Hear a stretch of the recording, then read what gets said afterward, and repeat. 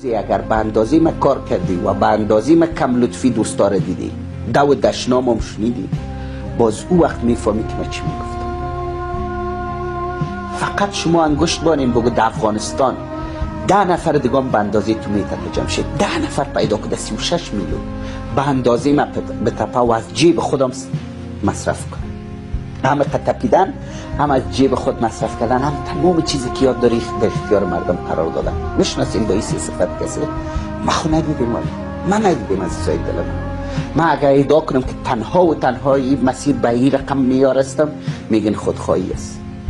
در غیر از او شما بر من 10 تا این دکومنت ها نشته کنین بگین 10 نفر دیگه از جیب خود مصرف میکنه، مثل 2 ساعت ها کار میکنه، بدون خستگی کار میکنه، دوام میشنوه، دشنام هم میشنوه، کم لطفی هم میشنوه، زخم زبان هم میشنوه، ولی هنوز مثل کوه استوار است.